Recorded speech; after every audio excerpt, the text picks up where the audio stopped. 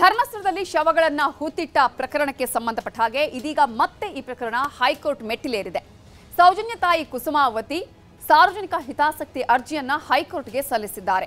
ಅನಾಥ ಶವಗಳು ಹಾಗೆಯೇ ಮಹಿಳೆಯರ ನಾಪತ್ತ ಪ್ರಕರಣಕ್ಕೆ ಸಂಬಂಧಪಟ್ಟ ಹಾಗೆ ಎಫ್ಐಆರ್ ಅನ್ನು ದಾಖಲಿಸಿ ತನಿಖೆಗೆ ಆದೇಶ ಮಾಡಬೇಕು ಅಂತ ಹೇಳಿ ಹೈಕೋರ್ಟ್ನಲ್ಲಿ ಮನವಿಯನ್ನ ಸಲ್ಲಿಸಿದ್ದಾರೆ. ಹಾಗಾದ್ರೆ 72 ಎಫ್ಐಆರ್ ಪ್ರಕರಣಗಳ ರಹಸ್ಯ ಬಯಲಾಗತ್ತಾ? ಧರ್ಮಸ್ಥಳ ಕೇಸಲ್ಲಿ ಟ್ವಿಸ್ಟ್ ಮೇಲೆ ಟ್ವಿಸ್ಟ್, ತಿರುವಿನ ನಂತರ ಮತ್ತೊಂದು ತಿರುವು. ಧರ್ಮಸ್ಥಳ ಕೇಸಲ್ಲಿ ಆದಷ್ಟು ಬೇಗ ತನಿಖೆ ಮುಗಿಸಿ ರಿಪೋರ್ಟ್ ಕೊಡಿ ಅಂತ ಸರ್ಕಾರ ಎಸ್ಐಟಿಗೆ ಕೇಳ್ತಾಗಿದ್ರೆ, ಮತ್ತೊಂದೆಡೆ ಎಸ್ಐಟಿ ಸಹ ತನಿಖೆ ಮುಕ್ತಾಯ ಹಂತದಲ್ಲೇ ಏನೇನ್ ಮಾಡಬೇಕೋ ಅದೆಲ್ಲ ಮಾಡ್ತಾಗಿದೆ. ಇನ್ನೇನು ಕೆಲವು ದಿನಗಳಲ್ಲಿ ಸತ್ಯ ಯಾವುದು ಸುಳ್ಳು ಯಾವುದು ಅನ್ನೋದು ಗೊತ್ತಾಗಲಿದೆ. ಈ ಬೆನ್ನಲ್ಲೇ ಧರ್ಮಸ್ಥಳ ಕೇಸ್ಗೆ ಒಂದು ರೋಚಕ ಟ್ವಿಸ್ಟ್ ಸಿಕ್ಕಿದೆ. ಇತ್ತೀಚೆಗೆ ಮೂಲ ಪ್ರಕರಣದಲ್ಲಿ ತಮ್ಮ ಮೇಲೆ ಹಾಕಿರೋ ಎಫ್ಐಆರ್ ಅನ್ನು ರದ್ದುಗೊಳಿಸುವಂತೆ ಗಿರೀಶ್ ಮಟ್ಟಣ್ಣನವರ್ ಸೇರಿದಂತೆ ಕೆಲವರು ಹೈಕೋರ್ಟ್ಗೆ ಹೋಗಿದ್ದ ಬೆನ್ನಲ್ಲೇ ಸೌಜನ್ಯ ತಾಯಿ ಹೈಕೋರ್ಟ್ಗೆ ಮತ್ತೊಂದು ಮನವಿ ಮಾಡಿದ್ದಾರೆ.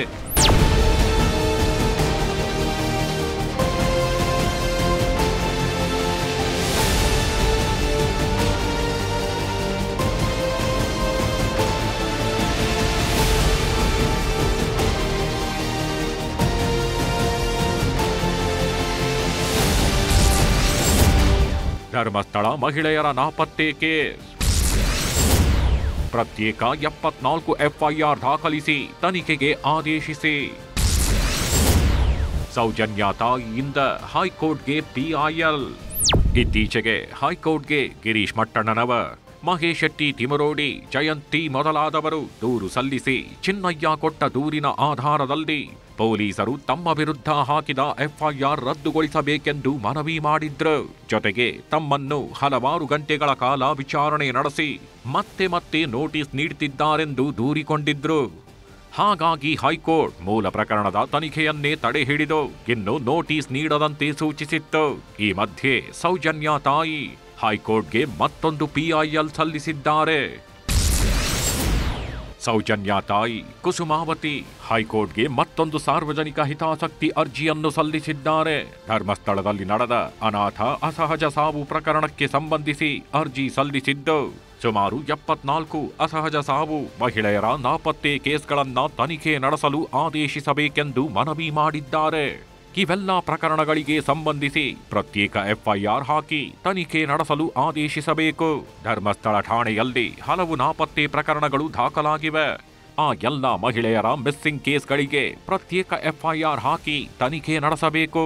ನಾಪತ್ತೆ ಕೇಸನ್ನು ಎಫ್ಐಆರ್ ಆಗಿ ಬದಲಾಯಿಸಬೇಕು. ಈ ಬಗ್ಗೆ ಪೊಲೀಸರಿಗೆ ನಿರ್ದೇಶನ ನೀಡಬೇಕು ಅಂತ ಹೈಕೋರ್ಟ್ಗೆ ಸೌಜನ್ಯ ತಾಯಿ ಕುಸುಮಾವತಿ ಮನವಿ ಮಾಡಿದ್ದಾರೆ.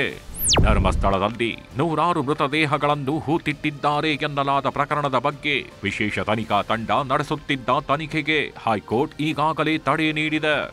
ಇದೇ ಪ್ರಕರಣಕ್ಕೆ ಸಂಬಂಧಿಸಿ ದೂರು ಮಾಹಿತಿ ನೀಡುವವರ ಮೇಲೆಗೆ ಪೊಲೀಸರು ಕಿರುಕುಳ ನೀಡುತ್ತಿದ್ದಾರೆ ಅಂತ ಹೈಕೋರ್ಟ್ನ ಮುಂದೆ ವಾದಿಸಲಾಗಿತ್ತು. ಮಾಹಿತಿ ನೀಡಿದವರನ್ನೇ ವಿಚಾರಣೆ ಮಾಡುತ್ತಿದ್ದಾರೆ, ಬಂಧಿಸುವ ಬೆದರಿಕೆಯನ್ನು ಒಡ್ಡುತ್ತಿದ್ದಾರೆ ಎಂದು ಹೇಳಲಾಗಿತ್ತು.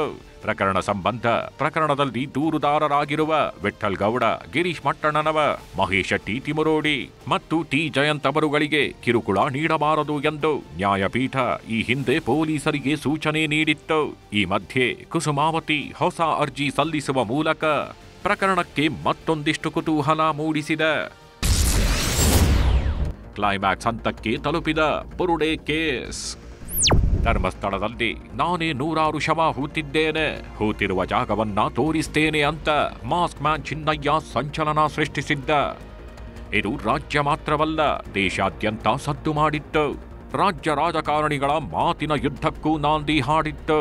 ಹೀಗಾಗಿ ರಾಜ್ಯ ಸರ್ಕಾರ ಎಸ್ಐಟಿ ರಚನೆ ಮಾಡಿ ತನಿಖೆಗೆ ಆದೇಶಿಸಿತ್ತು. ಈ ವೇಳೆ ಚಿನ್ನಯ್ಯನಿಂದ 2 ಬಾರಿ 164 ಹೇಳಿಕೆಯನ್ನು ಜಡ್ಜ್ ಮುಂದೆ ದಾಖಲಿಸಿಕೊಳ್ಳಲಾಗಿದೆ. ಎಸ್ಐಟಿ ಚಿನ್ನಯ್ಯನ 2ನೇ ಹೇಳಿಕೆಯನ್ನು ಈಗ ಮುಖ್ಯವಾಗಿ ಸ್ವೀಕರಿಸಿಕೊಂಡಿದ್ದು, ಮೊದಲು ನೀಡಿದ್ದ 164 ಹೇಳಿಕೆ ತಪ್ಪಾಗಿದೆ, ಅದರ ಹಿಂದೆ ಷಡ್ಯಂತ್ರವಿದೆ ಅಂತ ಹೇಳ್ತಿದೆ.